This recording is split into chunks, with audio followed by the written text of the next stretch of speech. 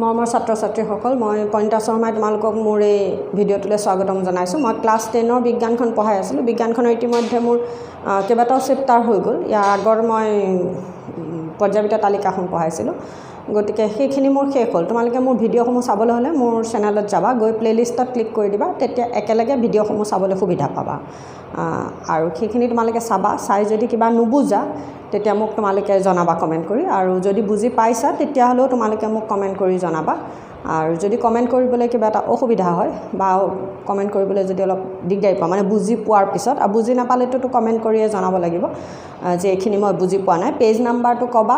আৰু কোনটো পেৰাগ্ৰাফ আছিলে বা কোনখিনি কথা মোক অকণমান উনুকিয়াই দিলে মই গম পাই যাম। আৰু যদি বুজি পাইছা বা ভিডিঅ'বোৰ চাই মোৰ ভাল লাগে তেতিয়াহ'লে ভিডিঅ'টো চোৱাৰ পিছত তোমালোকে এটা লাইক দিবা, তেতিয়া মই বুজি পাম যে মই বুজাওঁতে তোমালোকে বুজি পাইছা। মানে সেই কথাটো মই অকণমান জানিলে মোৰ ভাল লাগে, সেইবাবে তোমালোকক এইটো মই অনুৰোধ কৰিলোঁ। আৰু মোৰ এই কথাটোৰ বা এই কামটোৰ বিষয়ে তোমালোকৰ বন্ধুবৰ্গৰ লগত শ্বেয়াৰ কৰিবা। ক্লাছ 9ৰো মই বিজ্ঞানখন পঢ়াই আছোঁ, সেয়া কথাটো মানে ক্লাছ 9ৰ চিনাকি ল'ৰা ছোৱালী থাকিলেও সেইটো কথা ক'বা, কাৰণ ক্লাছ 9ৰো মই বিজ্ঞানখন পঢ়াই আছোঁ। আৰু মোৰ এইটো উদ্দেশ্য হৈছে যে বিজ্ঞানখন যিমান পাৰোঁ সহজকৈ তোমালোকৰ মাজলৈ লৈ যোৱা। মানে বিজ্ঞান বিষয়টো যিবোৰ ল'ৰা ছোৱালী অকণমান বেয়া পায়, তেওঁলোকেও যাতে বিজ্ঞান বিষয়টো ভাল পাবলৈ লয়, এইটোৱে হৈছে মোৰ প্ৰয়াস। গতিকে সেই উদ্দেশ্যৰে মই কামটো কৰি আছোঁ। তোমালোকে ভিডিঅ'বোৰ চালে মোৰ ভাল লাগে, গতিকে সেইটো মই তোমালোকক অনুৰোধ কৰিলোঁ। বাৰু, আজি এতিয়া মই পঢ়াবলৈ ওলাইছোঁ তোমালোকক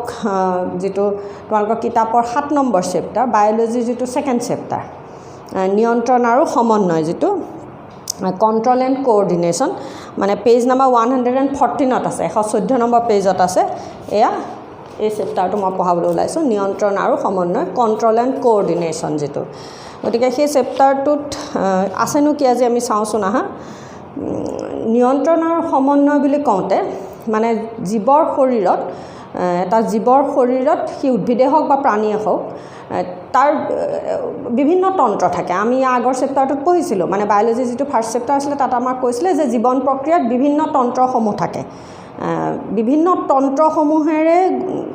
জীৱন প্ৰক্ৰিয়া সম্ভৱ হয়। গতিকে এটা জীৱৰ শৰীৰত বিভিন্ন ধৰণৰ তন্ত্ৰ থাকে। সেই তন্ত্ৰসমূহৰ মাজত, বিভিন্ন ছিষ্টেমসমূহৰ মাজত, তন্ত্ৰ মানে হ'ল ছিষ্টেম, অৰ্গেন ছিষ্টেম যিটো, সেই অৰ্গেন ছিষ্টেম বা অংগতন্ত্ৰসমূহৰ মাজত এটা সম্পৰ্কৰ প্ৰয়োজন হয়। জীৱদেহত এটা সম্পৰ্কৰ প্ৰয়োজন হয়। এটা তন্ত্ৰই এটা কাম কৰিব, এটা তন্ত্ৰই এটা কাম কৰিব, কিন্তু হ'লেও সিহঁতৰ সেই তন্ত্ৰখিনিৰ মাজত এটা কি হয়, এটা সম্পৰ্কৰ প্ৰয়োজন হয়। আৰু লগতে জীৱদেহক কি হয়, পৰিৱেশৰ লগতো, মানে জীৱৰ বাহ্যিক পৰিৱেশৰ লগতো, বাহ্যিক পৰিৱেশ যিহেতুকে সঘনাই পৰিৱৰ্তন হৈ থাকে, জীৱ এটাৰ চাৰিওফালে থকা পৰিৱেশটো যিহেতুকে সঘনাই পৰিৱৰ্তন হৈ থাকে, সেই পৰিৱৰ্তিত পৰিৱেশৰ লগতো জীৱটোৱে যাতে এটা সম্পৰ্ক স্থাপন কৰিব পাৰে, বা জীৱটোৰ চাৰিওফালৰ পৰিৱেশৰ লগত যাতে এটা সম্পৰ্ক স্থাপন কৰিব পাৰে, আৰু লগতে জীৱটোৰ ভিতৰত থকা যিবোৰ অংগতন্ত্ৰ আছে, অৰ্গেন ছিষ্টেম আছে, সেই সিহঁতৰ মাজতো, অৰ্গেন ছিষ্টেমবিলাকৰ মাজতো যাতে এটা সম্পৰ্ক স্থাপন হ'ব পাৰে, সেই উদ্দেশ্যেৰে জীৱদেহত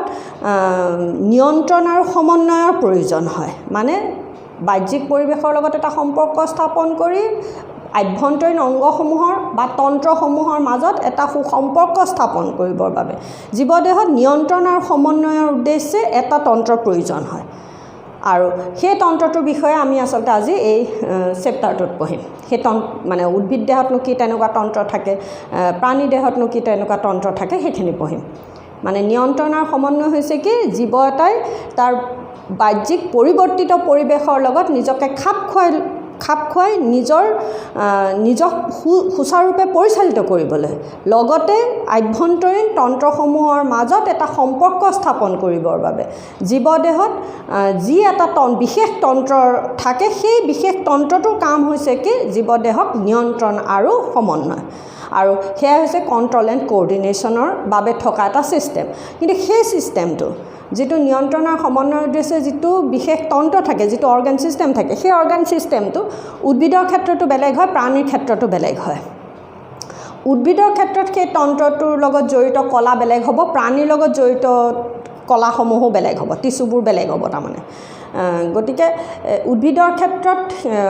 যিটো এই কামটো নিয়ন্ত্ৰণ আৰু সমন্বয় ৰক্ষা কৰাৰ কামটো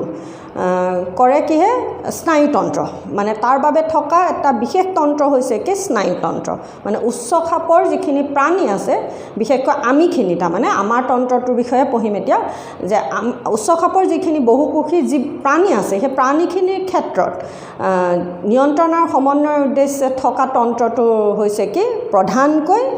বা সাধাৰণতে সি হৈছে কি স্নায়ুতন্ত্ৰ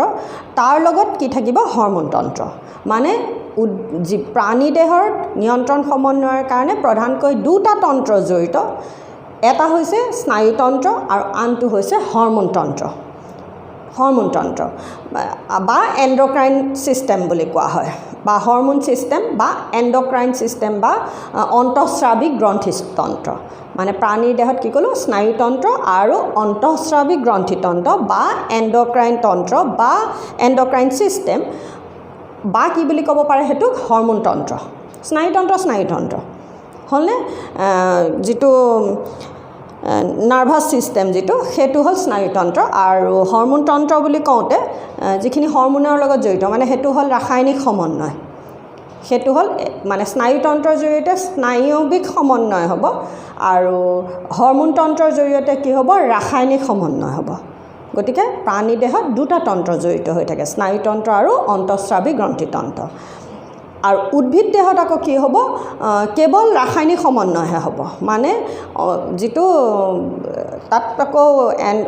অন্তঃস্ৰাৱিক গ্ৰন্থিতন্ত্ৰও নকয় তাত যিহেতুকে গ্ৰন্থি নাথাকে গতিকে সেইটো হ'ল ৰাসায়নিক সমন্বয় হৰম'নৰ জৰিয়তে হোৱা সমন্বয় উদ্ভিদ দেহত তাত স্নায়ুতন্ত্ৰ নাথাকে গতিকে প্ৰাণী দেহত দুটা তন্ত্ৰ থাকিব উদ্ভিদ দেহত কেৱল কি থাকিব ৰাসায়নিক সমন্বয়হে সংঘটিত হ'বনে এতিয়া কথা হ'ল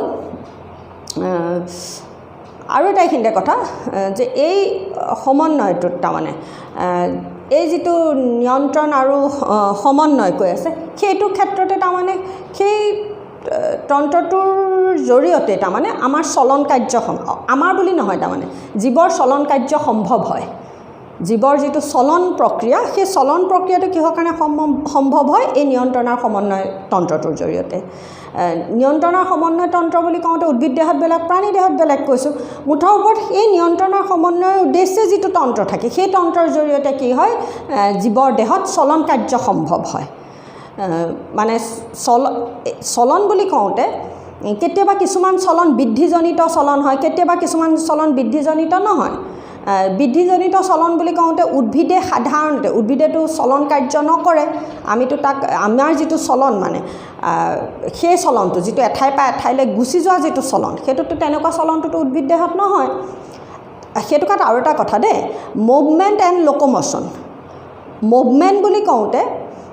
এঠাই মানে সেই যিটো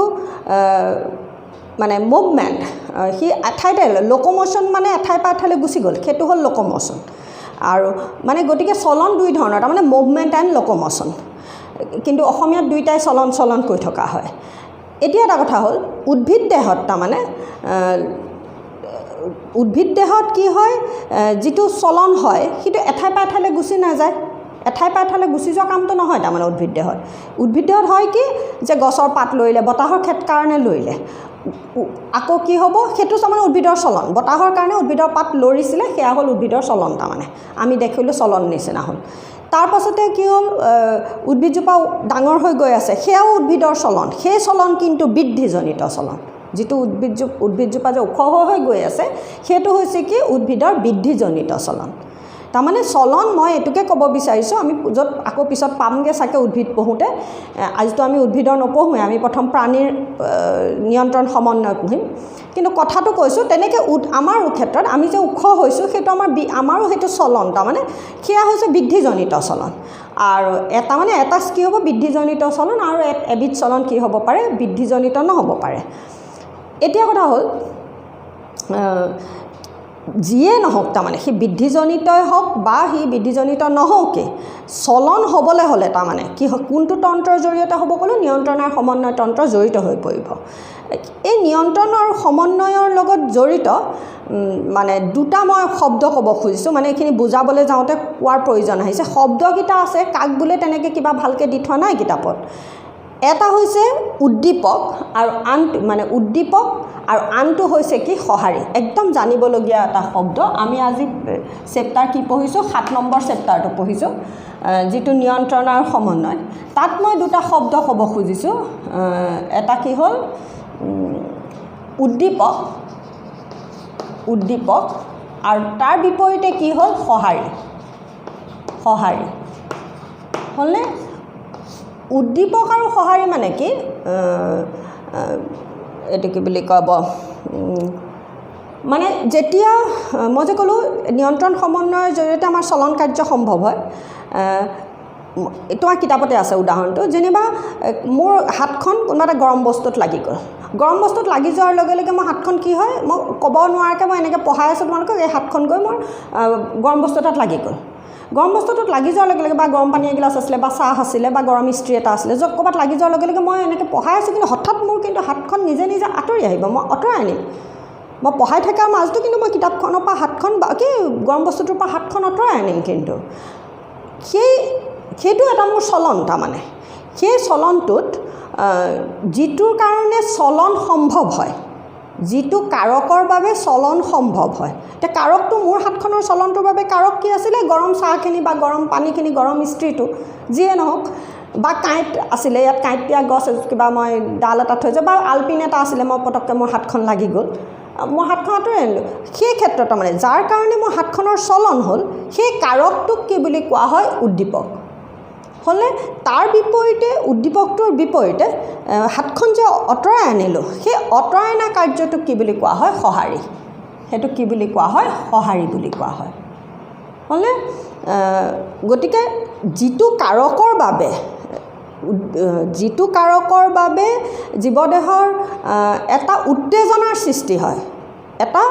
উত্তেজনাৰ সৃষ্টি হ'ব সেই উত্তেজনাটো সেই কাৰকটোক কি বুলি কোৱা হয় উদ্দীপক আৰু সেই উত্তেজনাৰ বিপৰীতে জীৱটোৰ দেহে যিটো এটা যি ধৰণে প্ৰতিক্ৰিয়া দেখুৱায় সেই প্ৰতিক্ৰিয়াটোক কি বুলি কোৱা হয় সঁহাৰি বুলি কোৱা হয়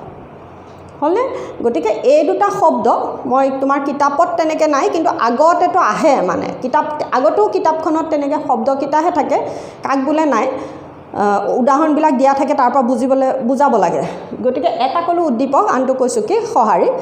পৰিৱেশৰ যি কাৰকৰ বাবে জীৱদেহত এটা উত্তেজনাৰ সৃষ্টি হয় সেই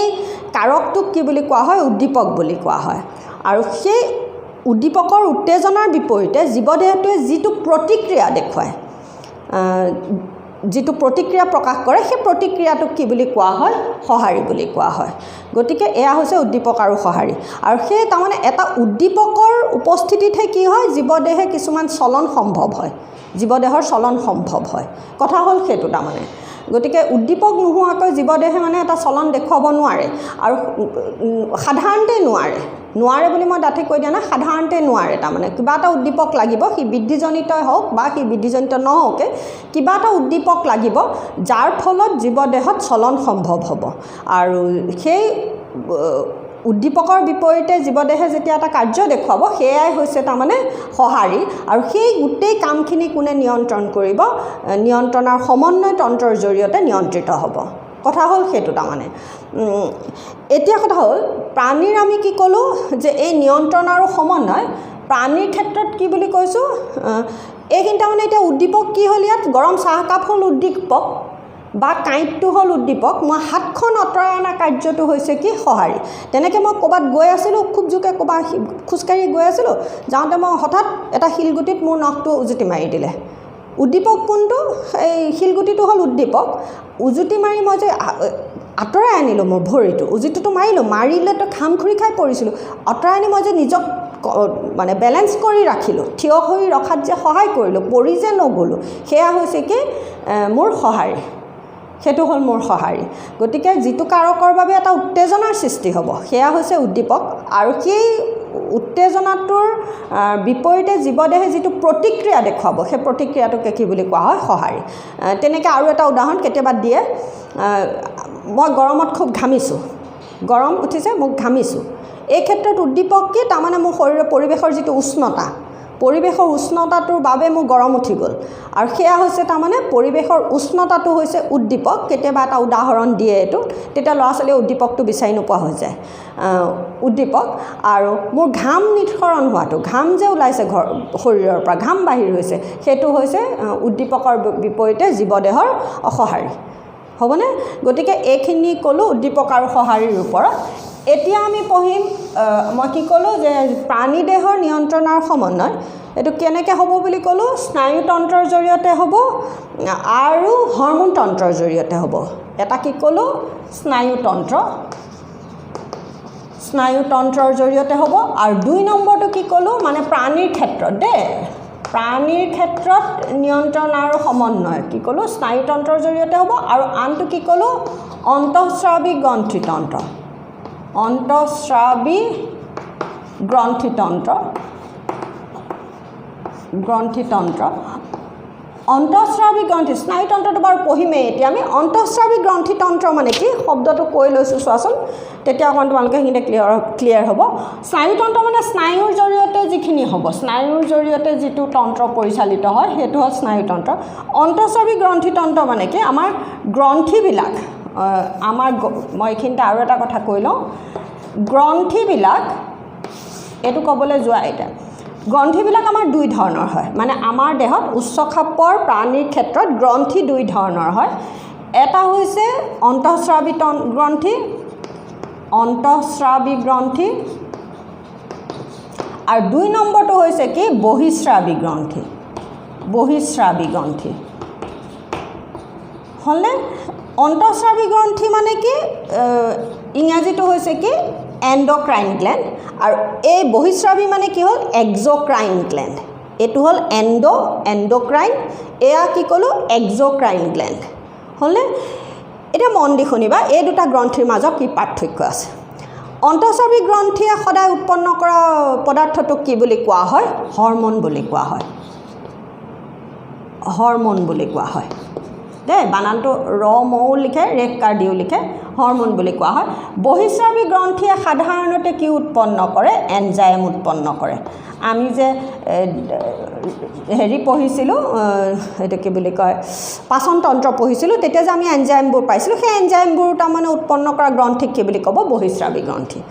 তাৰমানে এতিয়া কথা হ'ল আমাৰ পাকস্থলী গ্ৰন্থি আন্তৰিক গ্ৰন্থি অগ্নাশয় গ্ৰন্থি মুখত থকা লালতি গ্ৰন্থি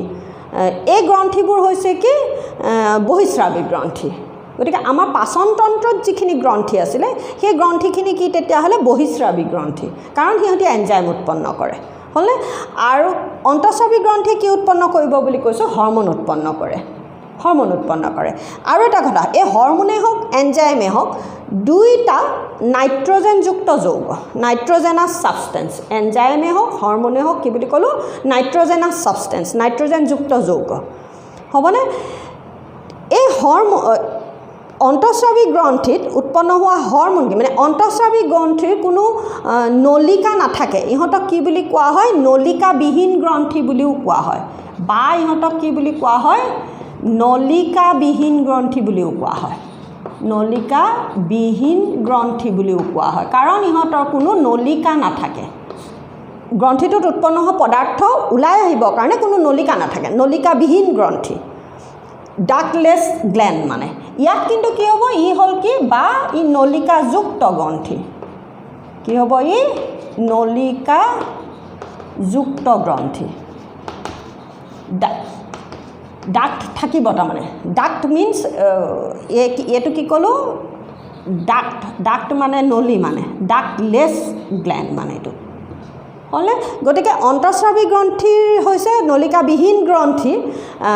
বা ইহঁতক হৰম'ন গ্ৰন্থি বুলিও কোৱা হয় কাৰণ ইহঁতে হৰম'ন উৎপন্ন কৰে আৰু বহিঃস্ৰাৱী গ্ৰন্থিয়ে কি উৎপন্ন কৰে সদায় নাইট্ৰজেনযুক্ত এনজাইম উৎপন্ন কৰে যি এনজাইমে কি হয় জৈৱ ৰাসায়নিক বিক্ৰিয়াত জৈৱ অনুঘটক হিচাপে কাম কৰে আৰু হৰম'নে কি কৰে হৰম'নো নাইট্ৰজেনযুক্ত যৌগ যাক অন্তঃস্ৰাৱী গ্ৰন্থিয়ে উৎপন্ন কৰে গতিকে এই হৰম'নৰ প্ৰধান কাম হৈছে কি জীৱদেহৰ বৃদ্ধি আৰু বিকাশ নিয়ন্ত্ৰণ কৰা তাৰ প্ৰধান কাম হৈছে বৃদ্ধি বিকাশ নিয়ন্ত্ৰণ কৰা গতিকে কেতিয়াবা বুলি নহয় আহে প্ৰশ্ন হৰম'ন আৰু এনজাইমৰ মাজত তুলনা কৰিবলৈ আহিব হৰম'ন আৰু এনজাইম 2টা তুলনা বুলি কওঁতে সিহঁতি 2টা নাইট্ৰজেনযুক্ত যৌগ তাহাৰ সাদৃশ্য এই মুহূৰ্তলৈকে তোমালোকক মই সেয়াই কৈছোঁ কলেজত গৈ সেইখিনি ভালকৈ পঢ়িব লাগিব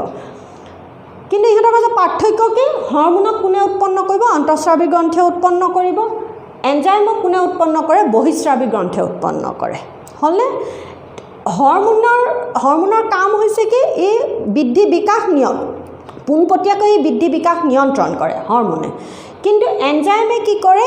জৈৱ ৰাসায়নিক বিক্ৰিয়াবিলাকত জৈৱ অনুঘটক বায়' কেটালিষ্ট হিচাপে কাম কৰে হ'লে তাৰ পাছত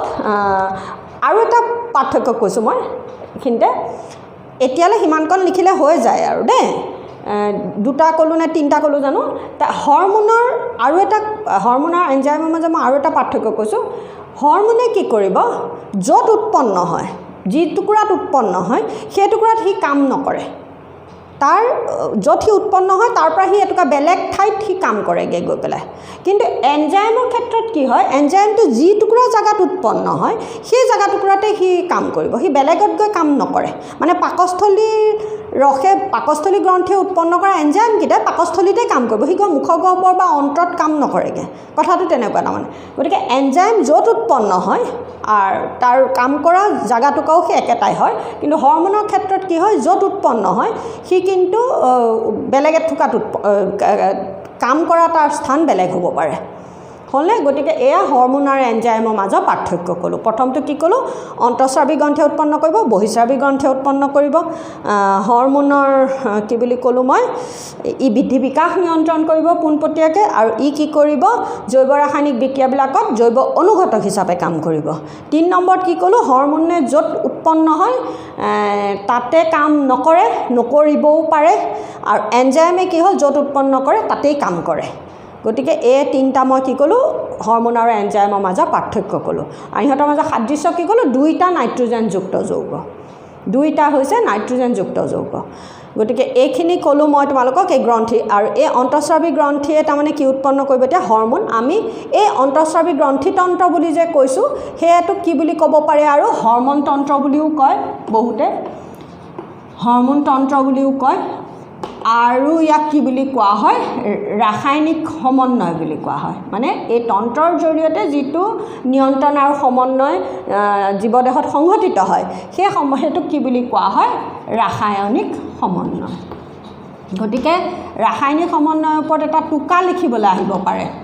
তেতিয়া লিখিব পাৰিব লাগিব ৰাসায়নিক সমন্বয়ৰ ওপৰত এটা টোকা লিখা মানে তুমি হৰমোন তন্ত্ৰটোৰ ওপৰত এটি টোকা লিখিলেই হৈ গ'ল সি উদ্ভিদদেহ বা প্ৰাণীদেহ কৈ দিব তেতিয়া তুমি ৰাসায়নিক সমন্বয়ৰ ওপৰত এটি টোকা লিখা বুলি ক'লে হৰমোন তন্ত্ৰ উদ্ভিদৰে হওক বা প্ৰাণীৰে হওক হৰমোন তন্ত্ৰৰ ওপৰত মানে উদ্ভিদদেহত এতিয়া প্ৰাণীৰ ক্ষেত্ৰত দুটা তন্ত্ৰৰ জৰিয়তে নিয়ন্ত্ৰণ সমন্বয় সংঘটিত হ'ব কিন্তু উদ্ভিদৰ ক্ষেত্ৰত কেৱল কোনটো থাকিব এই অন্তঃস্ৰাৱী অন্তঃস্ৰাৱী বুলি নকয় ইয়াত দেই তেতিয়া অকল কি ক'ব ৰাসায়নিক সমন্বয় সংঘটিত হ'ব হৰমোন তন্ত্ৰহে থাকে তাক অন্তঃস্ৰাৱী গ্ৰন্থি বুলি এইটো কাৰণেই নকওঁ এই দুই ধৰণৰ গ্ৰন্থি কেৱল উচ্চ খাপৰ প্ৰাণীৰ ক্ষেত্ৰত থাকে এই দুই ধৰণৰ গ্ৰন্থি ক'ত থাকে বুলি ক'লোঁ উচ্চ খাপৰ প্ৰাণীৰ ক্ষেত্ৰতহে থাকে উদ্ভিদ দেহত কোনো অন্তঃস্ৰাৱী গ্ৰন্থি বুলি গ্ৰন্থি নাথাকে হ'লে এই অন্তঃস্ৰাৱী গ্ৰন্থি আৰু বহিঃস্ৰাৱী গ্ৰন্থি এই গ্ৰন্থি দুটা ক'ৰ বুলি ক'লোঁ উচ্চ খাপৰ প্ৰাণীৰ দেহত থকা দুবিধ গ্ৰন্থি গতিকে উদ্ভিদ দেহৰ নিয়ন্ত্ৰণ আৰু সমন্বয় কাৰ জৰিয়তে হয় হৰমোন তন্ত্ৰৰ জৰিয়তে হয় তাক আমি অন্তঃস্ৰাৱী তন্ত্ৰ নিলিখোঁ হ'বনে তাত হৰমোন আমি কেনেকৈ উৎপন্ন হয় আমি পঢ়িমগৈ উদ্ভিদ যেতিয়া পঢ়িম আজি আমি পঢ়িম প্ৰাণীৰ স্নায়ুতন্ত্ৰৰ বিষয়ে পঢ়িম প্ৰথম আজি আমি পঢ়িম এইটো তাৰমানে হ'বনে গতিকে এইখিনি মই তোমালোকক কৈ ল'লোঁ মানে এইবোৰ কথাটো ইমানখিনি কিতাপত নাই কিন্তু হৰমোন এনজাইম এই শব্দবোৰ ক'ৰবাত মাজে মাজে লগাই থৈছে সেইকাৰণে মই এইখিনি অকণমান তোমালোকক কৈ ল'লোঁ তেতিয়া তোমালোকৰো বুজিবলৈ সহজ হয় সেইকাৰণে এইখিনি কথা কৈ ল'লোঁ তেনেকৈ উদ্দীপক সঁহাৰি শব্দকেইটা কিতাপত ক'ৰবাত উদ্দীপক নাই উত্তেজনা বুলি আছে সঁহাৰি আছে শব্দকেইটা আছে তাৰমানে কিছুমান উদাহৰণ দি থৈছে পঢ়িবা অকণমান কিতাপখন মই কিতাপখন পঢ়ি নাথাকোঁ কিতাপখনত পঢ়িলে বুজাবলৈ মোৰ খেলিমেলি হৈ যায়গৈ গতিকে মই নিজে যিখিনি বুজাব লাগে বুলি ভাবিছোঁ ক'ব লাগে বুলি ভাবিছোঁ কিতাপতকৈ অলপ বেছিহে কওঁ আৰু যদি কেনেবাকৈ কিবা থাকি যায় কিতাপত ক'বলৈ তোমালোকে মোক কমেণ্ট কৰি জনাবা যে এইখিনি থাকি গ'ল বা এইটো কথা কিবা কিনো এইধৰণে সুধি দিবা মই তেতিয়া গম পাম যে মই ক'বলৈ থাকি গ'ল মোৰ ভিডিঅ'টোত গতিকে তেনেধৰণৰ তাৰমানে কিতাপতকৈ অলপ বেছিকৈ কোৱা হয় হ'বনে এতিয়া আহিছে এইটো চোৱা স্নায়ুতন্ত্ৰ যে স্নায়ুতন্ত্ৰতাৰ গঠন একক হৈছে কি স্নায়ুকোষ বা নিউৰন স্নায়ুতন্ত্ৰ গতিকে তাত তাৰমানে এটা তন্ত্ৰ হ'বলৈ হ'লে অংগৰ সমষ্টি আমি 9তে পঢ়িছিলোঁ কোষ লগ লাগিলে কলা হয় কলা লগ লাগিলে অংগ হয় অংগ লগ লাগিলে অংগতন্ত্ৰ হয় এইখিনি মই আগৰ যেটা ফাৰ্ষ্ট চেপ্টাৰটোৰ ভিডিঅ'টো কৈছোঁ গতিকে ই যেনেকৈ স্নায়ুতন্ত্ৰ সেই তন্ত্ৰটোত তাৰমানে যিবোৰ অংগ হ'ব সেই অংগবিলাক আকৌ কিহেৰে গঠিত হ'ব তাৰমানে এবিধ গঠন একক থাকিব যাক কি বুলি কোৱা হয় স্নায়ুকোষ মানে স্নায়ুতন্ত্ৰটোৰ গঠন একক কি গঠন আৰু কাৰ্যকৰী একক কি যেনেকৈ বৃক্কটোৰ গঠন আৰু কাৰ্যকৰী একক আছিলে নেফ্ৰন তেনেকৈ স্নায়ুতন্ত্ৰটোৰ গঠন আৰু কাৰ্যকৰী একক হৈছে কি নিউৰন বা স্নায়ুকোষ ইয়াৰ গঠন আৰু কাৰ্যকৰী এককক কি বুলি কোৱা হয় নিউৰন বা তাক কি বুলি কোৱা হয় স্নায়ুকোষ বুলি কোৱা হয় হ'লনে এই নিউৰনবিলাক যেতিয়া লগ লাগে এসোপা নিউৰন যেতিয়া লগ লাগে তেতিয়া নিউৰনৰ সমষ্টিক কি বুলি কোৱা হয় স্নায়ু বুলি কোৱা হয় নিউৰনৰ সমষ্টিক কি বুলি কোৱা হয় স্নায়ু আৰু একাধিক স্নায়ুৰ সমষ্টিক কি বুলি কোৱা হয় স্নায়ুতন্ত্ৰ একাধিক স্নায়ুৰ সমষ্টিয়ে হৈছে কি স্নায়ুতন্ত্ৰ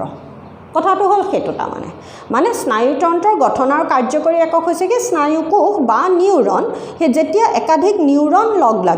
লগ লাগিলে যিটো গঠন সৃষ্টি কৰে সেইটো কি বুলি কোৱা হয় স্নায়ু বুলি কোৱা হয় আৰু বহুতো স্নায়ুৰ সমষ্টিয়ে হৈছে কি স্নায়ুতন্ত্ৰ হ'লনে এতিয়া কথা হ'ল এই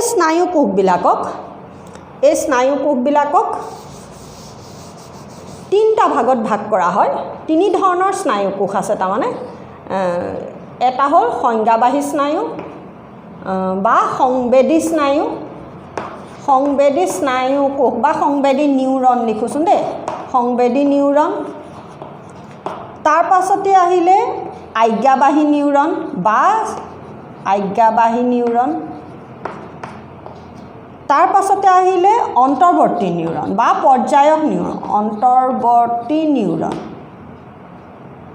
অন্তৰ্বৰ্তী নিউৰন এই তিনি ধৰণৰ থাকে আৰু স্নায়ুবোৰ আকৌ তিনিটা ভাগত বিভক্ত যিবোৰ স্নায়ু নাৰ্ভ ক'লোঁ মই তাৰমানে নিউৰন লগ লাগিলে যিটো নাৰ্ভ হৈছিলে সেই নাৰ্ভবিলাক কি হয় তিনিটা ভাগত বিভক্ত একে সংবেদী স্নায়ু তাৰ পাছত আজ্ঞাবাহী বা চালক স্নায়ু আজ্ঞাবাহী বা ইয়াক কি বুলি কোৱা হয় চালক স্নায়ু চলন ঘটাব মানে আৰু কি ক'লোঁ মিশ্ৰ স্নায়ু তোমাৰ কিতাপতো এইখিনি কিবা ভালকৈ দি থোৱা নাই দেই শব্দবোৰ ক'ৰবাত লগাইছে এয়া হ'ল তোমালোকক মই এইখিনি নহ'লে মোৰ বুজাবলৈ অকণমান অসুবিধা হয় মই গতিকে শব্দকেইটা তোমালোকক কৈ ল'ব বিচাৰিছোঁ স্নায়ুতন্ত্ৰৰ গঠন আৰু কাৰ্যকৰী একক হ'ল নিউৰন তিনি ধৰণৰ হ'ব পাৰে সংবেদী নিউৰন আজ্ঞাবাহী নিউৰন আৰু অন্তৰ্বৰ্তী নিউৰন হ'লনে কি ক'লোঁ সংবেদী আজ্ঞাবাহী আৰু অন্তৰ্বৰ্তী এতিয়া কি হয় মই কৈ আছোঁ চোৱা আৰু স্নায়ু নিউৰন লগ লাগিলে যে স্নায়ু গঠন কৰে সেই স্নায়ু আকৌ তিনি ধৰণৰ সংবেদী স্নায়ু একে আজ্ঞাবাহী বা চালক স্নায়ু ইয়াত অন্তৰ্বৰ্তী কৈছোঁ ইয়াত কিন্তু এইটো কি কৈছোঁ মিশ্ৰ স্নায়ু হ'লনে মিক্সড নাৰ্ভ যিটো এয়া হ'ল এইটো কি বুলি কয় এইবোৰ ৰিচেপ্টৰ নিউৰন সংবেদী মানে ৰিচেপ্টৰ আৰু এয়া আজ্ঞাবাহী মানে মটৰ নিউৰন আৰু এইটো হ'ল ইণ্টাৰমিডিয়েট মানে দুটা কোষৰ মাজত থাকিব দেই তেনেকৈ এয়া হ'ল ৰিচেপ্টৰ এয়া মটৰ আৰু এয়া হ'ল মিক্সড নাৰ্ভ গতিকে এইখিনি হ'ল তোমাৰ স্নায়ু আৰু স্নায়ু কোষৰ বিভিন্ন ধৰণৰ প্ৰকাৰ এতিয়া কথা হ'ল এই সংবেদী নিউৰনৰ কাম হৈছে কি আমাৰ যিকেইটা এতিয়া উচ্চ খাপৰ প্ৰাণী বুলি কওঁতে আমি আমাৰ ক্ষেত্ৰতে পঢ়িবলৈ চেষ্টা কৰিছোঁ আৰু দেই কিতাপতো আমাৰ কথাই কৈ আছে মানে উচ্চ খাপৰ প্ৰাণী বুলি কওঁতে আমিয়ে হৈছে সৰ্বোচ্চ স্তৰত গতিকে আমাৰ দেহৰ তাৰমানে যি মানে 5টা ইন্দ্ৰিয় আছে সেই 5টা ইন্দ্ৰিয়ত চকু কাণ নাক ছাল এইকেইটা হ'ল আমাৰ পঞ্চ ইন্দ্ৰিয় তাৰমানে এই ইন্দ্ৰিয় কেইটাত যিকেইটা স্নায়ু কোষ থাকে সেই স্নায়ু কোষক কি বুলি কোৱা হয় সংবেদী স্নায়ু কোষ হ'লে তাৰমানে পৰিৱেশৰ বিভিন্ন মানে খবৰবোৰ আমাৰ শৰীৰৰ যিবোৰ কোষে সংগ্ৰহ কৰিব সেই মানে যেনেকৈ মই এতিয়া গৰম প্লেটখনত হাত লগাই দিছিলোঁ বা কাঁইটত মই হাত পৰি গৈছিলে তেতিয়া মোৰ হাতখনৰ মানে মোৰ এই ছালখনত থকা যিকেইটা কোষে সেই খবৰটো গ্ৰহণ কৰিলে পৰিৱেশৰ পৰা খবৰ গ্ৰহণ কৰা কোষকেইটাক কি বুলি কোৱা হয় সংবেদী নিউৰন বুলি কোৱা হয় সেই সংবেদী নিউৰনে খবৰটো কাক দিব সংবেদী স্নায়ুক দিব তাৰমানে সংবেদী নিউৰনে লোৱাৰ পিছত যিডাল স্নায়ু গঠন হ'ব সেয়া হ'ল সংবেদী স্নায়ু সেই খবৰ গৈ পেলাই ক'ত পাবগৈ প্ৰথম আমাৰ স্নায়ু ৰজ্জু পাবগৈ আৰু স্নায়ু ৰজ্জু পৰা কৈ মস্তিষ্ক পাবগৈ গতিকে তাৰ পাছত আমাৰ যিটো খবৰটো গ'ল যোৱাৰ পিছত সেই খবৰটোৰ বিপৰীতে আমি যেতিয়া এটা সঁহাৰি দেখুৱাম সেই সঁহাৰিটো যেতিয়া খবৰটো আহিব মানে মই হাতখন যে অঁতৰাই আনিলোঁ সেই পেশীখিনিক কোচ খাবলৈ ক'লে মোৰ এইখিনিতে থকা ইয়াৰ পেশীক মোক কোচাই দিবলৈ ক'লে যাৰ ফলত মই হাতখন কোচাই আনিলোঁ সেই খবৰটো যে আহিলে সেয়া হ'ল কি আজ্ঞাবাহী স্নায়ু আৰু তাত থকা কোষবিলাকক কি বুলি কৈছে আজ্ঞাবাহী স্নায়ু কোষ গতিকে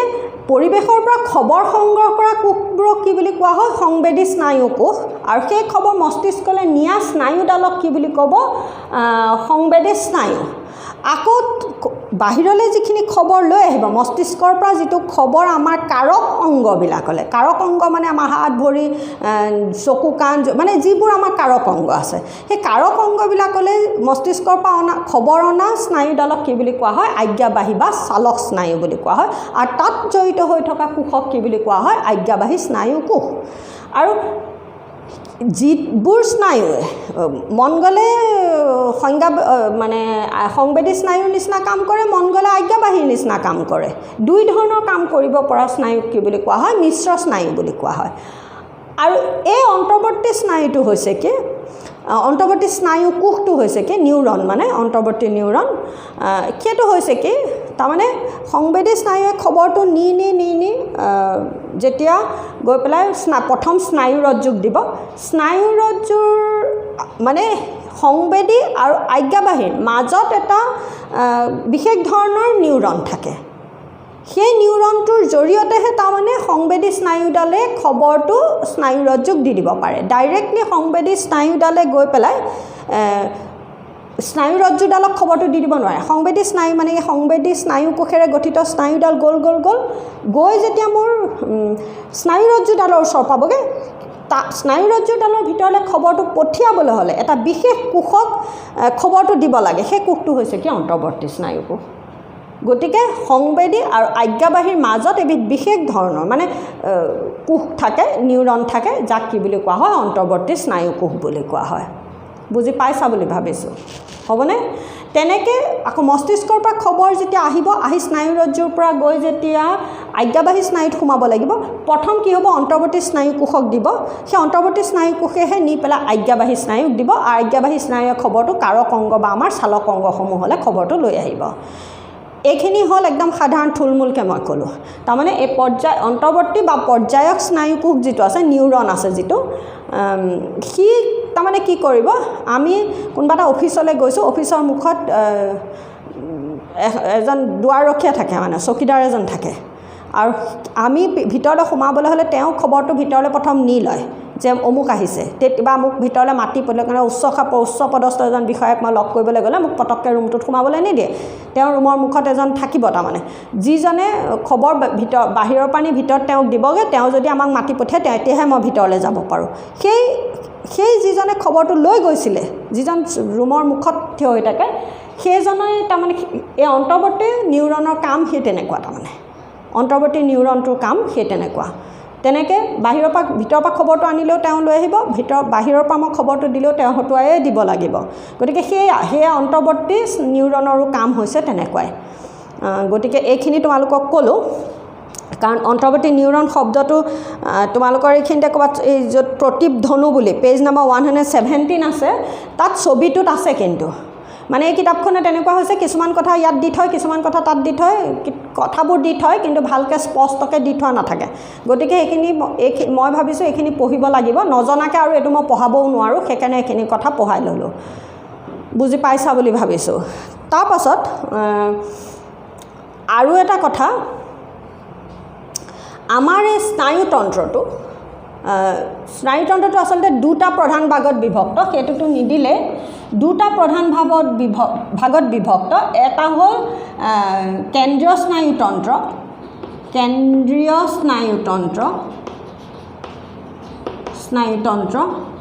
আৰু ইটো হৈছে কি প্ৰান্তীয় স্নায়ুতন্ত্ৰ।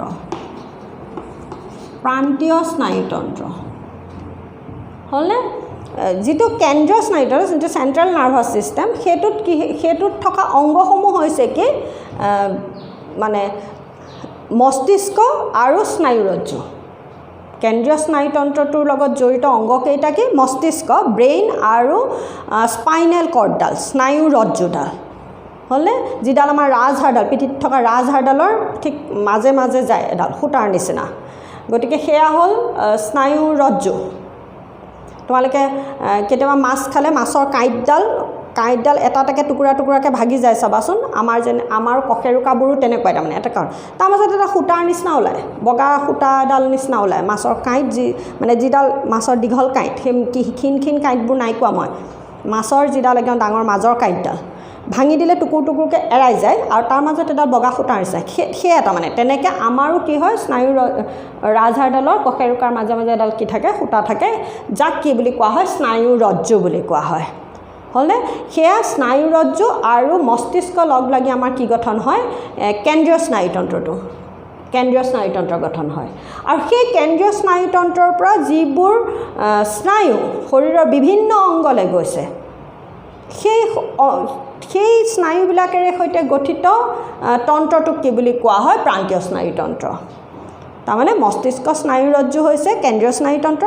আৰু সেই মস্তিষ্ক স্নায়ুৰজ্জুৰ পৰা আমাৰ শৰীৰৰ বিভিন্ন অংশলৈ কিছুমান স্নায়ু প্ৰবাহিত হৈছে, স্নায়ু বিয়পি পৰিছে। সেই স্নায়ুবিলাকক কি বুলি কোৱা হয়, সেই স্নায়ুবিলাকৰে জড়িত তন্ত্ৰটোক কি বুলি কোৱা হয়, প্ৰান্তীয় স্নায়ুতন্ত্ৰ। গতিকে এয়া হ'ল স্নায়ুতন্ত্ৰৰ দুটা ভাগ। আৰু সেই স্নায়ুতন্ত্ৰৰ দুটা ভাগত তাৰমানে স্নায়ু আমাৰ কেইধৰণৰ বুলি ক'লোঁ, তিনি ধৰণৰ: সংবেদী স্নায়ু, আজ্ঞাবাহী স্নায়ু আৰু মিশ্ৰ স্নায়ু। হ'লনে? আৰু এই স্নায়ুবোৰ কিহেৰে গঠিত? নিউৰন বা স্নায়ুকোষেৰে গঠিত। সেই স্নায়ুকোষবোৰো আকৌ কেইধৰণৰ আছে? তিনি ধৰণৰ: সংবেদী নিউৰন, আজ্ঞাবাহী নিউৰন আৰু অন্তৰ্বৰ্তী নিউৰন। হ'বনে? কথাটো হ'ল সেইটো তাৰমানে। গতিকে আমাৰ এটা খবৰ, যেতিয়া আমি এটা কিবা পৰিৱেশৰ পৰা আমাৰ এটা উদ্দীপকে আমাৰ শৰীৰত যেতিয়া এটা উত্তেজনাৰ সৃষ্টি কৰিব, সেই উত্তেজনাটো কোনে তাৰমানে পৰিৱেশৰ খবৰটো কোনে ল'ব? প্ৰথম সংবেদী নিউৰনে ল'ব। তাৰ পাছত সেই খবৰ সংবেদী স্নায়ুৰ জৰিয়তে প্ৰথম ক'ত যাব? স্নায়ুৰজ্জুত যাব। মানে মস্তিষ্কটো হৈছে হেড অফিচ নিচিনা মানে, আৰু স্নায়ুৰজ্জু হৈছে মানে সেই হেড অফিচলৈ যোৱাৰ আগতে সেইটো এটা মানে ব্ৰাঞ্চ, মানে প্ৰথমতে তালৈ গৈ ল'ব লাগিব মানে খবৰটো। স্নায়ুৰজ্জুলৈ যোৱাৰ পিছত স্নায়ুৰজ্জুৱে সিদ্ধান্ত ল'ব যে এই খবৰটো মস্তিষ্কলৈ পঠাব লাগিব নে নালাগে। কথাটো তেনেকুৱা তাৰমানে, মানে পৰিৱেশৰ খবৰ আমাৰ সংবেদী নিউৰনে যেতিয়া গ্ৰহণ কৰিব, কৰি সংবেদী স্নায়ুক দিব। সংবেদী স্নায়ুৱে খবৰটো লৈ গৈ স্নায়ুৰজ্জুক দিব। স্নায়ুৰজ্জুৱে সেইটোক চালি জাৰি চাব, প্ৰয়োজন হ'লে খবৰটো ওপৰলৈ পঠিয়াব, আৰু যদি ভাবে যে নহয় এইটোলৈ বহুত দেৰি হৈ যাব, সেই মানে কাৰক অংগলৈ আকৌ এটা কিবা এটা খবৰ পঠিয়াব লাগে, নহ'লে পৰিস্থিতি চম্ভালিব নোৱাৰি, তেনেকুৱাত কি কৰে? স্নায়ুৰজ্জুৱে খবৰটো মস্তিষ্কলৈ নপঠিওৱাকৈ পৰিস্থিতি চম্ভালি পেলায়, আৰু যিটো প্ৰতিক্ৰিয়া বুলি কোৱা হয়। আমি প্ৰতিক্ৰিয়া পঢ়িমগৈ বাৰু, মই এতিয়া এনে কথাটোহে ক'ব খুজিছোঁ। তাৰমানে পৰিৱেশৰ খবৰ সংবেদী স্নায়ুকোষে ল'ব, তাৰপাছত সংবেদী স্নায়ুক দিব, সংবেদী স্নায়ুৱে নি অন্তৰ্বৰ্তী স্নায়ুকোষৰ জৰিয়তে স্নায়ুৰজ্জুত প্ৰৱেশ কৰিব খবৰ। হ'লনে? তাৰ পাছত স্নায়ুৰজ্জুৱে খবৰটো মস্তিষ্কলৈ পঠিয়াব মস্তিষ্কই কথাখিনি চালি জাৰি চাব চাই পেলাই আকৌ এটা খবৰ স্নায়ুৰজ্জুলৈ পঠিয়াব স্নায়ুৰজ্জুৱে অন্তৰ্বৰ্তী স্নায়ুকোষৰ জৰিয়তে এবাৰ আজ্ঞাবাহী স্নায়ুকোষৰ আজ্ঞাবাহী স্নায়ুক দি দিব সেই আজ্ঞাবাহী স্নায়ুৱে খবৰটো কি হ'ব কাৰক অংগত থকা পেশীকোষলৈ আনিব বা গ্ৰন্থিকোষলৈ আনিব আৰু তেতিয়াই আমি এটা সঁহাৰি দেখুৱাম বা চলন দেখুৱাম সঁহাৰি বা চলন প্ৰদৰ্শন কৰিম আৰু এইখিনি যেতিয়া হৈ থাকিব কেতিয়াবা কোনো এনেকুৱা এটা পৰিস্থিতি আহে যে মস্তিষ্কলৈ খবৰটো পঠিওৱা মানে মস্তিষ্কই তাক কাৰণ মস্তিষ্কৰ কামৰ বোজা বহুত মানে মস্তিষ্কই অকল আমাৰ আৰু এই ক'ৰবাত উজুতি মাৰিলোঁ ক'ৰবাত গৰম বস্তু চুলোঁ ক'ৰবাত কাঁইট চুলোঁ এইবোৰ পৰিস্থিতি চম্ভালি নাথাকে বহুত কথা চম্ভালি থাকিবলগীয়া হয় গোটেই শৰীৰৰ কথাখিনি মস্তিষ্কই চম্ভালিবলগীয়া হয় গতিকে মস্তিষ্কৰ কামৰ বোজা বহুত যাৰ বাবে কেতিয়াবা এনেকুৱা এটা আপৎকালীন অৱস্থাত মানে এটা জৰুৰীকালীন অৱস্থাত স্নায়ুৰজ্জুৱে কি কৰে শৰীৰৰ পৰিস্থিতি চম্ভালি পেলায় আৰু তেতিয়া খবৰ মস্তিষ্কলৈ নপঠিয়ায়ে স্নায়ুৰজ্জু খবৰটো গৈ স্নায়ুৰজ্জু পোৱাৰ পিছত স্নায়ুৰজ্জুৱে আকৌ আজ্ঞাবাহী বা শ্ৰালক স্নায়ুৰ জৰিয়তে কাৰক অংগত থকা পেশীকলা বা গ্ৰন্থিকলালৈ কি পঠিয়াই খবৰ পঠিয়াই দিয়ে আৰু তেতিয়া আমি কি হয় জৰুৰীকালীন অৱস্থাত আমাৰ নিজকে নিয়ন্ত্ৰণ কৰি ল'ব পাৰোঁ আৰু সেই তেনেধৰণৰ কাৰ্যক কি বুলি কোৱা হয় প্ৰতিক্ৰিয়া বুলি কোৱা হয় বাৰু এইখিনি আমি পিছত পঢ়িম বুলি কৈ মই একেটাকে দুবাৰ ক'লোঁ কথা বাক্য কিন্তু দেই এতিয়া বুজি পাইছা বুলি ভাবিছোঁ একদম থুলমূলকৈ মই যিটো ক'বলৈ চেষ্টা কৰিছোঁ আমাৰ স্নায়ুতন্ত্ৰটোৱে আমাৰ শৰীৰতনো কেনেকৈ কাম কৰি থাকে ক'বলৈ মই যত্ন কৰিছোঁ তোমাৰ কিতাপততো চিধা গৈ স্নায়ুকোষটোৰ গঠন দিছে আৰু হৈয়ে গ'ল আৰু বহুত বেছি একো দিয়াই নাই তাৰমানে শব্দকেইটা এটা ক'ৰবাত এটা ভৰাই থৈছে এটা নাই এনেকুৱা সংবেদী শব্দটো ভৰাই থৈছে বাকীটা নাই চিত্ৰত গৈ আকৌ অন্তৰ্বৰ্তী নিউৰন শব্দটো ওলাইছে প্ৰতিধ্বনুৰ চিত্ৰটো গতিকে তেনেকুৱা হৈ আছে কথাবোৰ গতিকে মই তোমালোকক জুকিয়াই পেলাই অকণমান কথাখিনি কৈ দিবলৈ যত্ন কৰিলোঁ বুজি পাইছা বুলি ভাবিছোঁ আৰু যদি বুজি নাই পোৱা যে এইখিনিকে নুবুজিলোঁ এনেকুৱা ধৰণে যদি কিবা বুজি নোপোৱাকৈ থাকা তেতিয়া মোক তোমালোকে সেইখিনি কমেণ্ট কৰি জনাবা বাৰু তাৰ পাছতে আহিছে গতিকে এইখিনি ক'লোঁ এতিয়া মই ক'বলৈ গৈছোঁ চোৱা তাৰমানে মোৰ ক'বলগীয়াখিনি এইখিনি দেখে গ'ল এতিয়া তোমাৰ মই কিতাপলৈ বুলি যোৱাৰ নিচিনা হৈছে কিতাপত কি আছে চোৱা কিতাপত আছে মানে কিতাপত তোমাক পেজ নাম্বাৰ তোমালোকে অকণমান পঢ়িবা দেই আৰু এটা কথা দেই এই স্নায়ুতন্ত্ৰৰ লগত জড়িত মানে যিটো আমাৰ স্নায়বিক সমন্বয় আমাৰ তাৰমানে যিটো নিয়ন্ত্ৰণৰ সমন্বয় আমাৰ দেহত বা উচ্চখাপৰ প্ৰাণীৰ দেহত দুই ধৰণৰ হয় ক'লোঁ স্নায়বিক সমন্বয় আৰু ৰাসায়নিক সমন্বয় বা অন্তঃস্ৰাৱিক গ্ৰন্থিতন্ত্ৰৰ দ্বাৰা নিয়ন্ত্ৰণ মুঠৰ ৰাসায়নিক সমন্বয় এই স্নায়বিক সমন্বয়ত তাৰমানে তিনি ধৰণৰ কলা জড়িত হৈ থাকে এটা হৈছে স্নায়ুকলা 9ত পঢ়িছিলা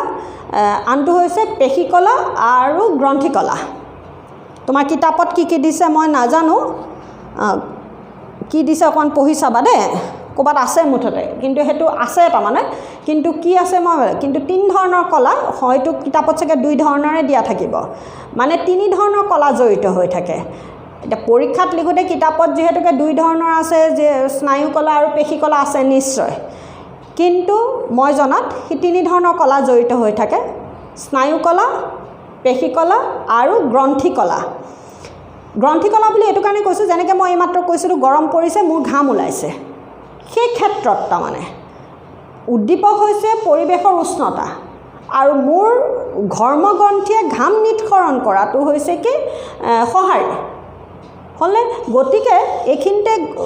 গ্ৰন্থিকলাই কাম কৰিছে তাত পেশীকলাই কাম কৰা নাই তেনেকৈ মই হাতখন গৰম বস্তুত লগাৰ লগে লগে বা কাঁইট এটা চুই দিয়াৰ লগে লগে আলপিন এটা চুই দিয়াৰ লগে হাতখন কোচাই আনে এই ক্ষেত্ৰত কি হৈছে পেশীকলাই কাম কৰিছে কিন্তু সকলোতে পেশীকলাই কাম কৰি থকা নাই কোনো ক্ষেত্ৰত তেনেকৈ মোৰ ভোক লাগিছে ভোক লগাৰ লগে লগে মোৰ পেটটো কৰ্মৰাবলৈ আৰম্ভ কৰি দিয়ে কৰকৈ বাজিবলৈ আৰম্ভ কৰে সেয়া কিহৰ কাৰণে হৈছে গ্ৰন্থিকলাৰ কাৰণে হ'ব লগতে পেশীকলাই কাম কৰিব কোচ খুৱাই দিব এই ধৰণৰ কৰিব মানে তেনেকৈ মই খুব টেঙা বস্তু কোনোবাই খাই থকা দেখিছোঁ টেঙা চুবাই আছে কোনোবাই আমলখি খাই আছে বগৰী খাই আছে টেঙা বগৰী মোৰ একদম দাঁতকেইটা এইখিনিত সিৰসিৰাই গৈছে শব্দটো কওঁতেই মোৰ এইখিনিতে সিৰসিৰাবলৈ আৰম্ভ কৰিলে গতিকে এইখিনিতে যে সিৰসিৰণি এটা আৰম্ভ হয় মুখত যে পানী ওলাই যায় পানী ভৰ্তি হৈ যায় সেইটো হৈছে কি গ্ৰন্থিকলাৰ কাম সেই শিহৰণটো আমাৰ কিহৰ কাৰণে হৈছে গ্ৰন্থিকলাৰ কাৰণে হৈছে গতিকে অকল তাৰমানে স্নায়ুকলা আৰু পেশীকলা নহয় তাৰ লগত কি কলাও জড়িত হৈ থাকে স্নায়বিক সমন্বয়ত গ্ৰন্থিকলাও জড়িত মানে মই জনাত তিনি ধৰণৰ কলা জড়িত হৈ থাকে হ'বনে গতিকে তোমাৰ কিতাপত কি আছে যি ধৰণে আছে সেই ধৰণে লিখিবা সেইকাৰণে মই কিতাপখন অকণমান পঢ়িবলৈ দিগদাৰি পাওঁ তোমালোকে পঢ়িবা কিতাপখন এফালৰ পৰা পঢ়ি যাবা যদি কিবা নুবুজা তেতিয়া মোক ক'বা যে এইখিনিকে বুজা নাই বুলি কিন্তু কিতাপখনত আচলতে কথাবোৰ বৰ জুকিয়াই বৰ ধুনীয়াকৈ দি থোৱা নাই তাৰমানে দেই বহুত কিবা কিবি দিছে কিবা এটা ল'ৰা ছোৱালীয়ে পঢ়িলে বুজি নাপায় নিচিনা সেইকাৰণে মই তোমালোকক এইখিনি বুজাই দিছোঁ যিমান পাৰোঁ সহজকৈ একেবাৰে সহজ চেপ্টাৰটো নিয়ন্ত্ৰণ সমন্বয়নো কি তাৰমানে সেইটোৰ পৰা বুজাবলৈ সেইকাৰণে আৰম্ভ কৰিলোঁ হেডিংটোৰ পৰা এতিয়া চোৱা তোমাৰ কিতাপত কি আছে সেইখন মই গাই দিছোঁ আৰু তেতিয়া মই এই ভিডিঅ'টো এইখিনিতে তোমালোকৰ সামৰিম এতিয়া কথা হ'ল তোমালোকৰ পেজ নম্বৰ 15ত স্নায়ুকোষৰ গঠন দেখুৱাইছে তোমালোকে সেইটো 9তো নিশ্চয় পঢ়িছিলা যে স্নায়ুকোষৰ গঠন বা নিউৰনৰ যিটো গঠন তাত কি থাকে দুটা অংশ থাকে এটা দেহকোষ আৰু প্ৰবদ্ধ স্নায়ুকোষ বা নিউৰনৰ গঠনটোত কি হ'ল যে নিউৰনৰ গঠন ব্যাখ্যা কৰা বুলি আহে কেতিয়াবা এটা প্ৰশ্ন ইয়াত দুটা অংশ থাকে দেহকোষ আৰু স্নায়ু প্ৰবদ্ধ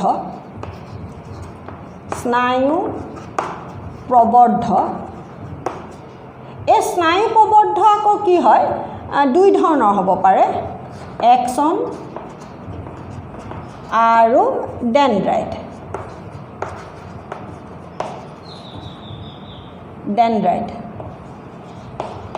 হ'লনে এক্সন আৰু কি ডেনড্ৰাইট গতিকে এই দুই ধৰণৰ হেৰি থাকিব স্নায়ু প্ৰবদ্ধ থাকে এতিয়া কথা হ'ল স্নায়ু কোষবোৰ কেনেকুৱা হয় আমাৰ দেহৰ আটাইতকৈ দীঘল কোষ হৈছে স্নায়ুকোষ আৰু মই এটা দৰকাৰী কথা বুলি মানে এটা তোমালোকৰ জেনেৰেল নলেজ হিচাপে লোৱা আমাৰ শৰীৰত স্নায়ুকোষ আমি জন্মতে মই ধৰা হওক মোৰ জন্মতে স্নায়ুকোষ আছিলে 90টা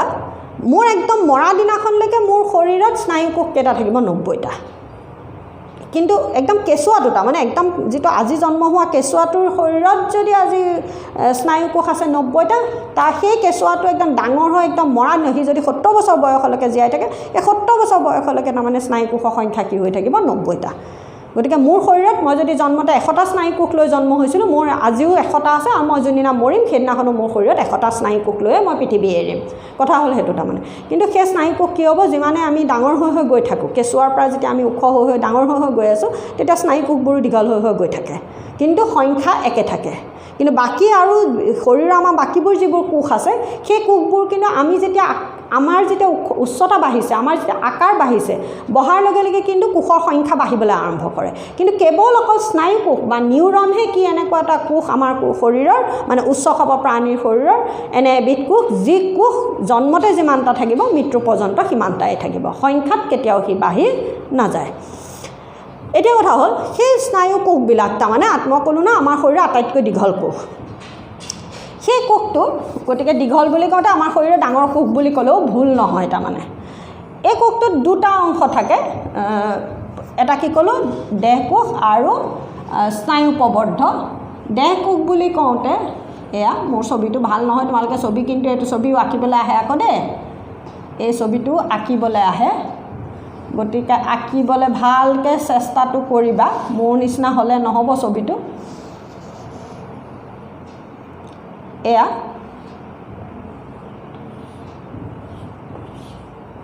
তাৰমানে এয়া কি থাকে এখন প্ৰটিন আৱৰণ থাকে এয়া হ'ল দেহকোষ এই অংশটোক কি বুলি কৈছে দেহকোষ বুলি কোৱা হয় এয়া দেহকোষ এইটো হ'ল কোষ কেন্দ্ৰ আৰু এয়া হৈছে এডাল দীঘল স্নায়ু প্ৰবদ্ধ এইডালক কি বুলি কোৱা হয় এক্সন বুলি কোৱা হয় আৰু এই চুলিৰ নিচিনা অংশবিলাকক কি বুলি কোৱা হয় ডেনড্ৰাইট বুলি কোৱা হয়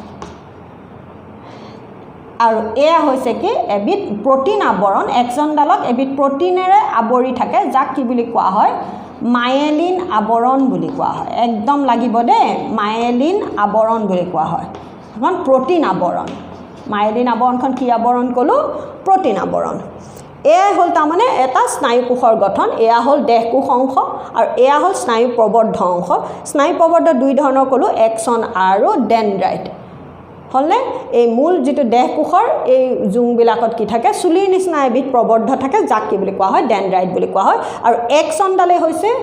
এডাল যথেষ্ট দীঘল এডালেই থাকিব এক্সন এডাল থাকে কিন্তু ডেনড্ৰাইট কি হয় অসংখ্য থাকে আৰু এক্সনডালৰ মূৰটো কি হয় কিছুমান শাখা প্ৰশাখাত বিভক্ত হৈ যায় তাৰমানে এক্সন থাকিব এডাল এক্সন আৰু ডেনড্ৰাইটৰ মাজৰ পাৰ্থক্য লিখিবলৈ আহিব দেই এতিয়া মই এই মুহূৰ্তত ক'বলৈ গৈছোঁ তোমালোকৰ এক্সন আৰু ডেনড্ৰাইটৰ মাজৰ পাৰ্থক্য মন দি শুনিবা চিত্ৰটোতো সেয়া আঁকি দিলোঁ আৰু সেয়াই তাৰমানে এক নম্বৰটো কি হ'ল এক্সন এডাল থাকিব ইয়াত কি থাকিব অসংখ্য থাকিব বহুতো থাকিব পাৰে মুঠতে ইয়াত বহুতো থাকিব বহুত থাকে দুই নম্বৰত কি ক'লোঁ এক্সনডালত মায়েলিন আৱৰণ প্ৰটিন আৱৰণ থাকে মায়েলিন আৱৰণ থাকিব থাকে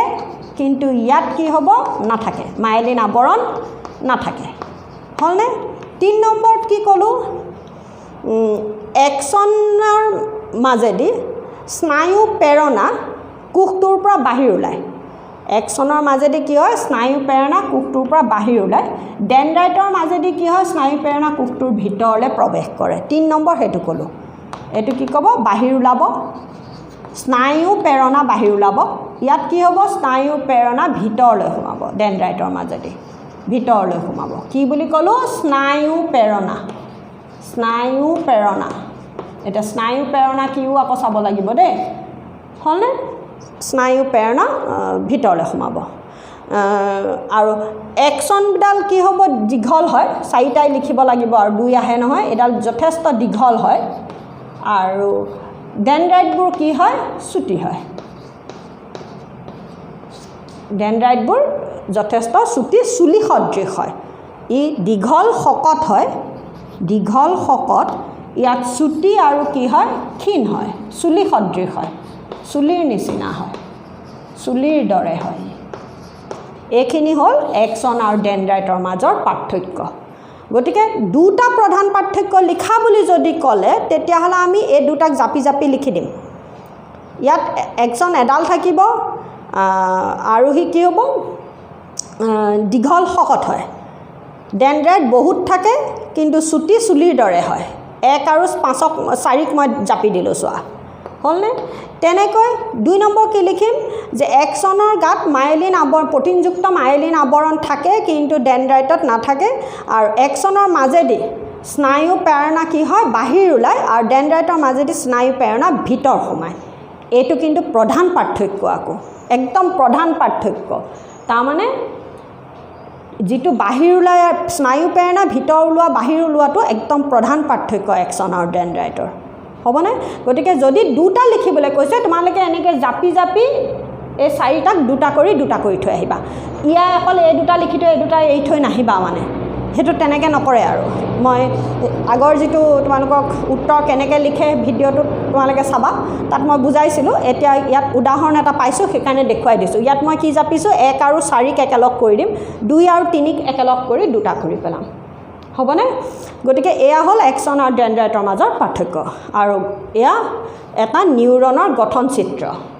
গতিকে চিত্ৰ ভাল হ'ব লাগিব মোৰ নিচিনা নহয় পথালিকে নাআকিবা পৰীক্ষাত আহিলেও এনেকৈ মই যেনেকৈ দীঘলকৈ আঁকিছোঁ দীঘলকৈ আঁকিবা কিতাপত এনেকৈ পথালিকে আঁকিছে হয় পথালিকে চিত্ৰ নাআকিবা চিত্ৰটো এনেকৈ দীঘলকৈ আঁকিবা হ'বনে মই যেনেকৈ দীঘলকৈ আঁকিছোঁ তেনেকৈ দীঘলকৈ আঁকিবা তাৰপাছত এতিয়া আৰু এটা শব্দ মন দি শুনাচোন সেইটো হৈছে কি সাইনেপ্স কি শব্দটো কি বুলি কৈছোঁ মই সাইনেপ্স কি বুলি একদম আহি থাকে সাইনেপ্স কি বুলি আহে প্ৰশ্নটো একদম আহি থকা এটা ভেৰি ইম্পৰ্টেণ্ট এটা প্ৰশ্ন সাইনেপ্স হৈছে কি যে এই কোষটোৰ লগত যেতিয়া স্নায়ু গঠন হ'ব সংবেদী স্নায়ু গঠন হ'ল কেইবাটাও সংবেদী স্নায়ু কোষ আৰু এটা স্নায়ু কোষৰ লগত আৰু এটা স্নায়ু কোষৰ লগত এনেকৈ লগ লাগি সি স্নায়ু ৰজ্জু পাবগৈ মানে একাধিক স্নায়ু কোষৰ সমষ্টি হৈছে কি স্নায়ু গতিকে এই কোষটোৰ লগত আৰু এটা তাৰমানে স্নায়ু কোষ এইখিনিতে লগ লগাই দিয়াচোন ধৰি ল'লোঁ যেনিবা এয়া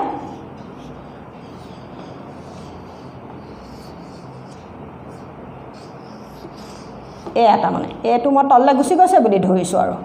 বৰ্ডখন দেখিছা নহয় তোমালোকে গুচি গৈছে বুলি ধৰি ইয়াত কি হৈছে তাৰমানে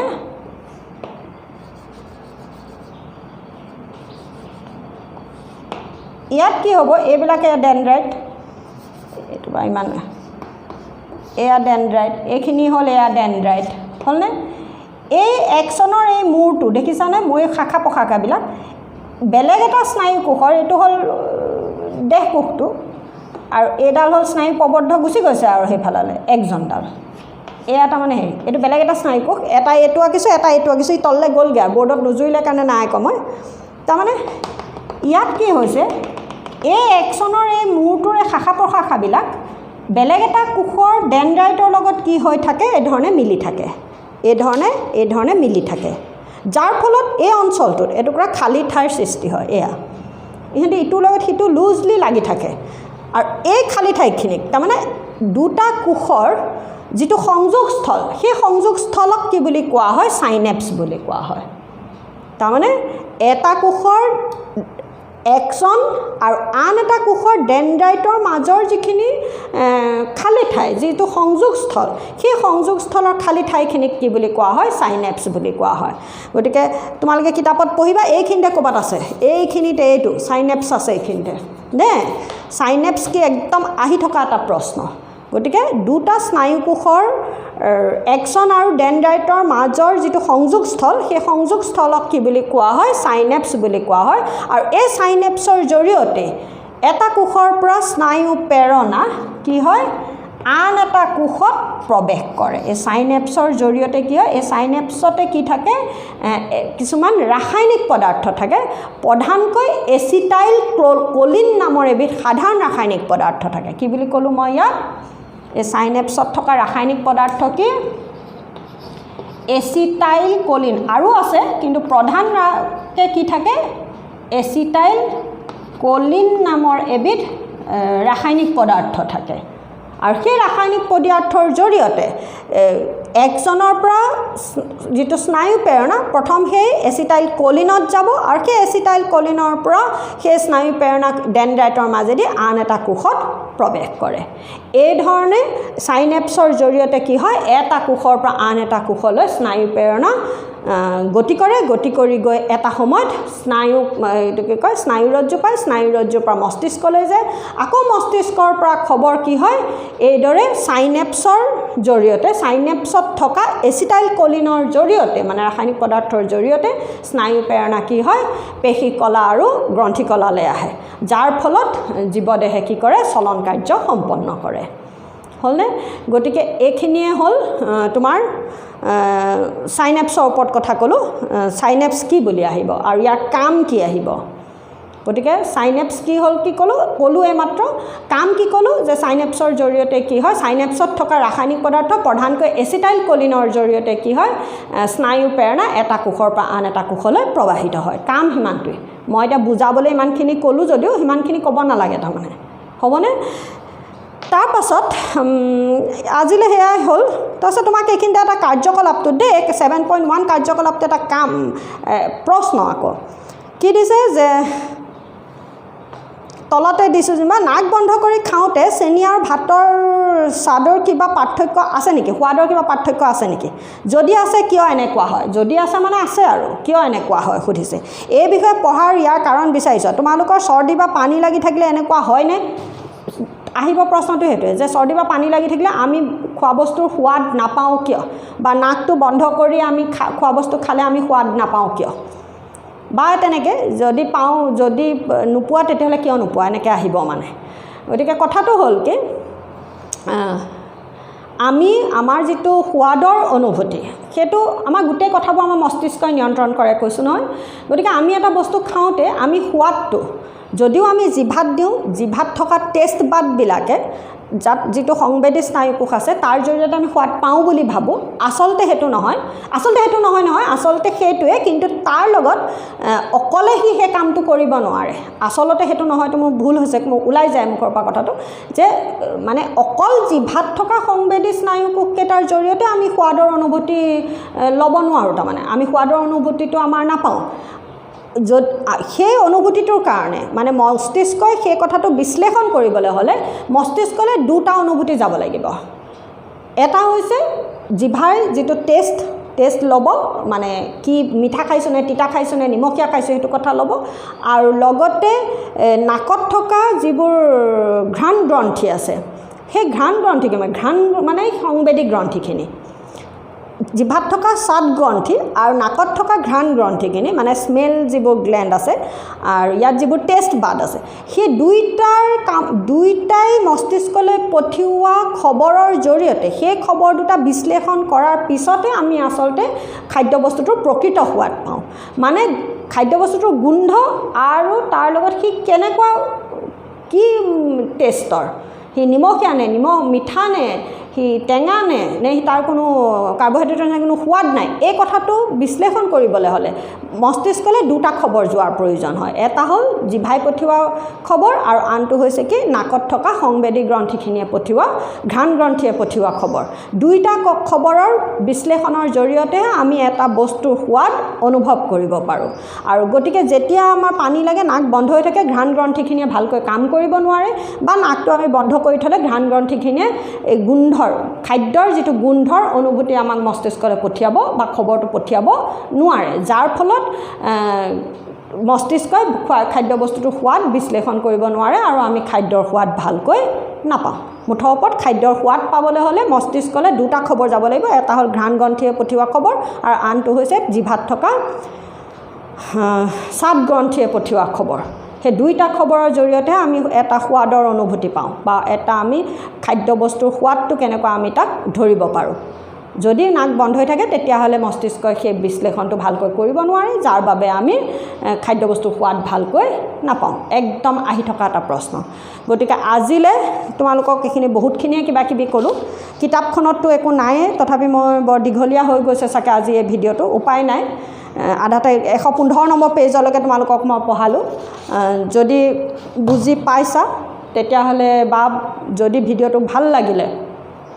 লাগিলে মানে এনেই ভাল লগা নহয়, যদি বুজি পাইছা তেতিয়াহ'লে মই আকৌ এবাৰ ৰিকুৱেষ্ট কৰিছোঁ শেষত তোমালোকে মোক এটা লাইক দিবা, তেতিয়া মই গম পাম যে মই বুজাওঁতে তোমালোকে বুজি পাইছা।